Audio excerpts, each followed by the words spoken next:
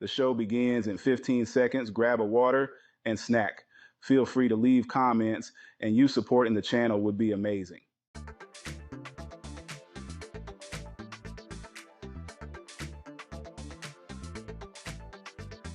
Welcome back to another episode of our podcast, the He and Him podcast, where we explore what it means to be our best selves by God's standards. I'm your host, Milton Craig Smith III, and today we are diving into a topic that might ruffle a few feathers. It is necessary for our spiritual and emotional growth. The importance of waiting until marriage before making any serious commitments, both emotionally and physically. Why? Because it's what God ordained us to do. You see, in today's world, we are constantly fed messages on doing whatever feels right in the moment, the concept of doing whatever makes you happy, and being able to have some type of fulfillment outside of God. Now, I'm not one to really tell people how to live or tell people what to do, but I will say that it has led to the conversation of toxicity, especially when it comes down to men. Now, men in the phase of our toxicity have been something that I can't necessarily say we haven't done or that we do. And I believe the reason we feed into toxicity as men is because of the fact we don't have a lot of leadership and guidance in the sense of who and what we're supposed to do or what we're supposed to be. A lot of times we're answering to the call of another person, answering to the call of our father, our mom, or somebody of that nature in order for us to be able to understand exactly what we're supposed to do. And I'm here to let you guys know that, there's nothing worse than you can do than have the worst leadership or the worst guidance. Now, if God didn't want us to be led and didn't want us to be guided, then I don't think we would have parents. The truth behind the matter is that I can't begin to even tell you how much I appreciate the factors of my mom leading and guiding me and getting me in touch with other gentlemen who were able to lead me and guide me in the way that men think. So that way I would have a sense of belonging, and that way I would have a sense of understanding of myself, as well as be able to have the sense of understanding who and what I am based upon what Christ wants me to be. Now, I must say, I don't know everything there is to know when it comes down to men, and I don't know everything there is to know when it comes down to women.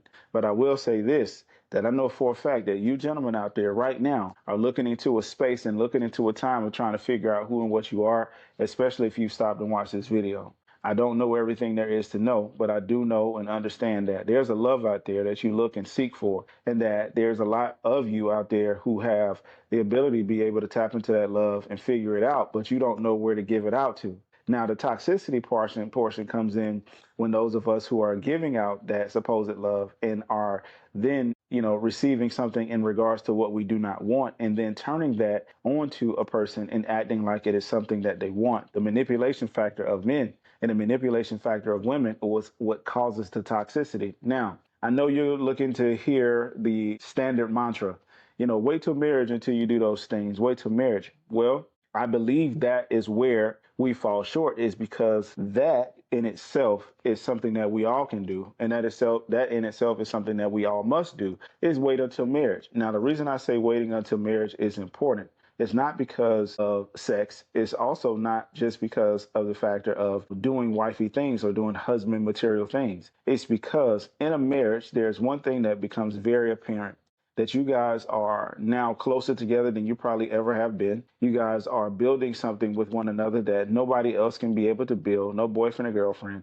Why? Because there's legalities in marriage as well. Marriages normally have a lot of legalities when it comes down to what they're supposed to do and how they're supposed to benefit one another and how we're supposed to benefit one another. Marriage in itself is also a standpoint in which many men and women can't even begin to fathom the amount of love that it takes in order for that marriage to be able to work. And anytime you operate outside of that marriage, and many of you can attest this, you start to feel as if there's something else, something more that you guys should be attaining from each other. And it's something more that you guys should be going after, especially as a couple. And when you don't do that, that is when your toxicity becomes something that kills. Now, I'm saying that word over and over again because I want it to be a buzzword. I want you guys to understand and feel me when I talk about this and know, like, I'm speaking on toxicity and trying to utilize it and say the same thing that we talk about, and we understand why I'm speaking on it because this is a male podcast. But there's so many people who have the mantra and the words or the catchphrases as toxic masculinity.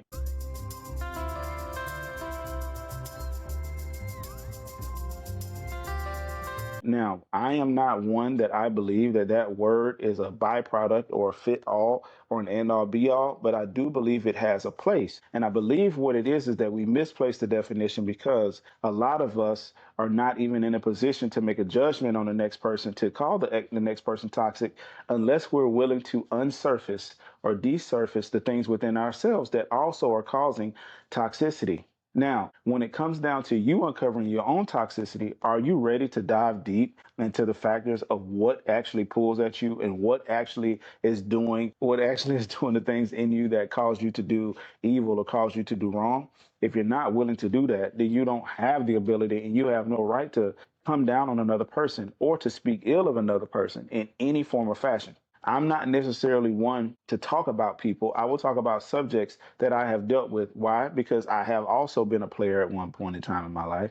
I have also slept around at one point in time in my life. And I have also done things to women that they would probably consider toxic. But then when I look at those women and I look back on it and I say, I was involved with these women, were these all women somebody I should have been involved with? No. Were they helping me or aiding me in my toxicity? Some of them, yes. Some of them, no. Now, the reason I say yes is because some of them were just as toxic and we just mixed together and it caused a big convolution of BS, right? And then some of them were not. And then it came from me that I began to batter and abuse that woman emotionally to the point where I tore her down. And I helped us end our relationship based upon the factor that I had not healed from the things that I had been carrying. Now, a big part of my life that was toxic, if you will, as a young man, I began to believe that men had this right when it came down to it in order to have the women that they want because I was surrounded around men who basically did that. They wanted to have the women that they wanted. They wanted to have sex with the women that they wanted, and they went after those women, and those women would have sex with them, and then it would be a vicious cycle that woman wouldn't have sex with them anymore, or they would be chasing after that man, and then that man would break that woman's heart, and then basically leave that woman out there fighting for herself while she is trying to figure out why it is that this man played with her heart. And all the while, he's still over there trying to find a new woman to do the same thing to. Now, I grew up seeing that, thinking that this is a way of life in a sense, but I also knew that there was a right and wrong way to do it. It's just that that way was more fun, right? The wrong way was more fun because it felt good to be able to go out here and play in women's face. It felt good to go out here and be able to sleep with a bunch of women. That felt amazing. Until one day I had my own recollection of what it felt like when it happened to me, right? A lot of us are able to dish it out and necessarily can't take it. So when it happened to me, I was like, hey, hell no, I'm never doing this again because it hurt, man. It hurt beyond anything I would even try to say, that I've done because I can't tell you that I've felt what I've done. I can only tell you guys that I know what it's like to be in that position as a man who don't know nothing about what he know about, but I also know that, I am figuring this thing out as far as what is toxic and what is not. Now, a lot of gentlemen out here, in spaces that I've been in, I mean, you have to admit,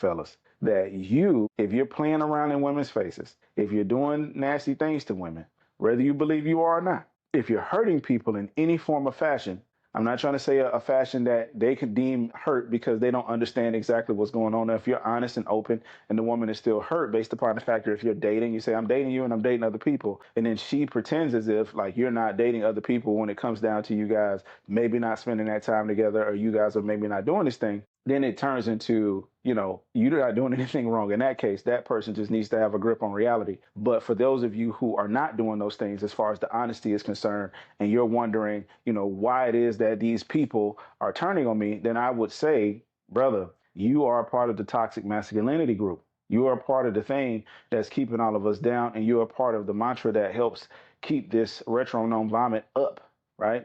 A lot of these people are regurgitating talking points too. You see them all over social media. You see these people doing their thing. And I have to say, like, respectfully, when is it going to be enough that, we start to not only take part in, but not only try to figure out, like, what the heck are we doing wrong and why the heck are we doing it so wrong? Like, when is it going to become enough that we aren't lazy about the factor of how we're treating people and what we're doing to people in order for them to dislike us? When is it going to be enough that we begin to band together as brothers and begin to face topics and deal with things face on? Because I promise you, gentlemen, If we begin to not only uphold the mantle of men, but also uphold the factor of who we are and what we are as men, then we would also believe and also start to notice that women would start to operate differently around us, not in the sense of us gaining more women, but us gaining the sense of respect apart from women. Like imagine this, right?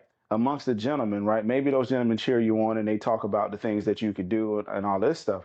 But reality is what? A lot of times, a lot of those gentlemen are very much so not aware of the person that you truly are because those gentlemen don't understand the ramifications of you doing something to them that will cause heartbreak. So for to those gentlemen, yes, you could be praised and yes, you could be satisfied with yourself.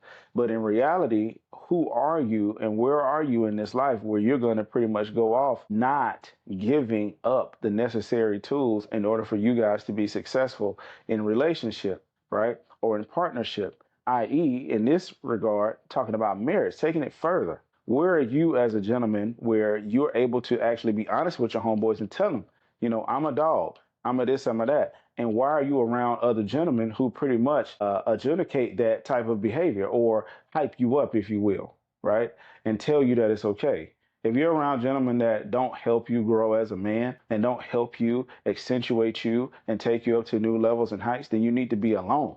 I'm just telling you, it's better to be alone than to be around a lot of gentlemen who don't accentuate you in the sense of helping you be your best self and especially helping you go after the call in your life. Because I'm here to tell you, there's a lot of ladies out here right now. The reason why things are so at disarray is because a lot of ladies are looking for the leadership that comes with us as men. But if we keep giving into toxic thought processes and giving into toxic ways of life, then we only can continue to spread that around. And if we're continuously spreading that around, then we're only doing each other a disservice, which causes less community, less family, and less love to go around altogether.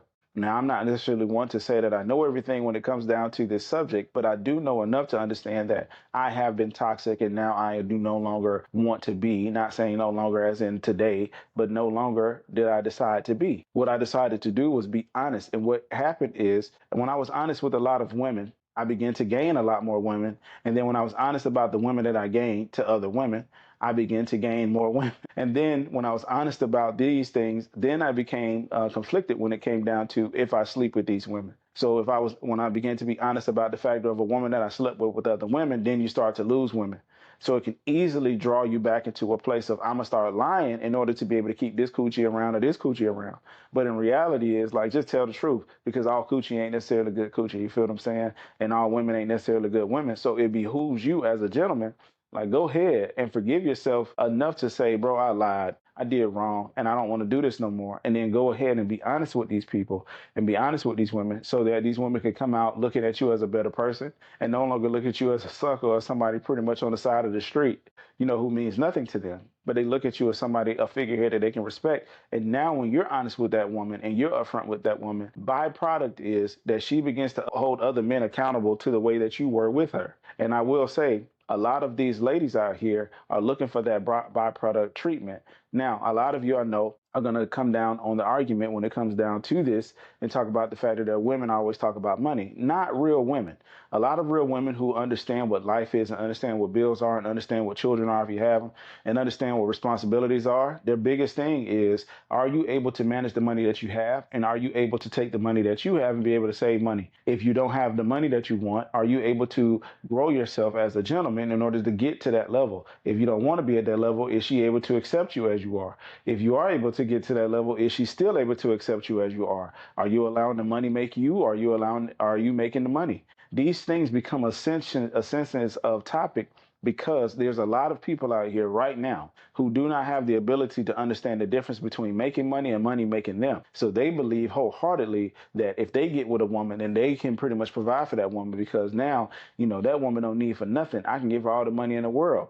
That is not true. The money in the world don't necessarily mean that you have anything. All it means is that you have a little bit more dollars than me and that you're doing a little bit better than me in life. But it also means that you are at a point where if you just focus on the money, you lose out on a relationship and you lose out on your life with the woman. And you also lose out on the ability to be able to connect with her in such a way that you don't lose yourself, but you gain more of yourself because you start to understand yourself through the woman's eyes. And as you begin to understand yourself through women's eyes, it also gives you balance as a man man to understand that there is an emotional side to every person.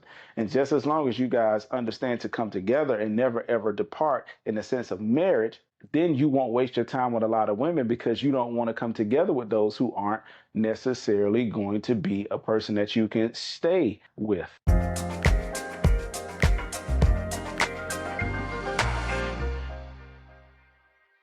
So these things make sense. These things are something that I would say wholeheartedly are necessary and very true when it comes down to the accentuation of a partnership and the acceptance of a partnership and how and why we're supposed to be partners and how and why we're supposed to do the things we're called to do together. Like, why are we sitting up here bouncing around, sleeping with this person, sleeping with this person, feeding into toxicity when the goal is to find the people that you're supposed to be around, find your tribe, find your clique, your crew, but find the woman that you're supposed to be with and then be with that woman, and any other woman that you're not supposed to be with, you tell them to go away. Now, a little prayer I always say when I'm with the woman or I meet one, then I ask God straightforward. I say, Lord, if this person is not for me, please remove them out of my life. If this woman, or sometimes I call them by name, if that woman is not, if this woman, if this, Cheryl or whoever, if they're not for me, move them out of my life. And once you do that, then you have the ability to go back in time and look the devil dead in the face and tell him that you don't have an opposition for me because I'm always going to take counsel in my Father.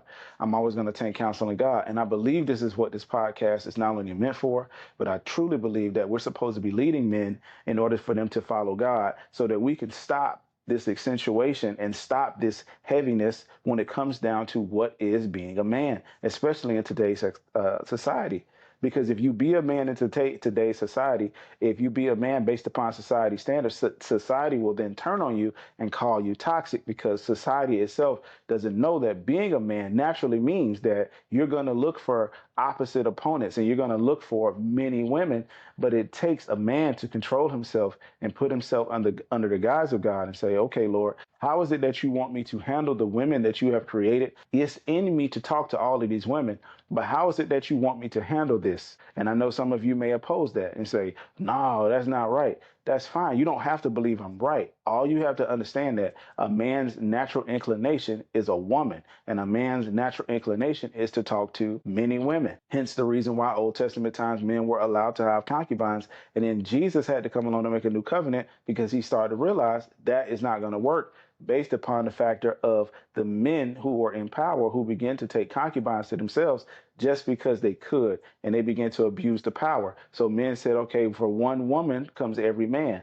Every man must have one woman. No more of these concubines. And some people still believe in that life and polygamy and all of this stuff, but that's up to them, just like anything else. The reality is, if you've listened to this up until this point, then you are making a decision and you are saying, I do not want to be anything other than what I'm supposed to be. And I also don't want no parts of nobody telling me what it is and what it isn't to be a man, except for God. I believe in God. And I believe that we have given ourselves and we have fallen way too short and we have not done everything we can possibly in order to understand what it is not to be toxic.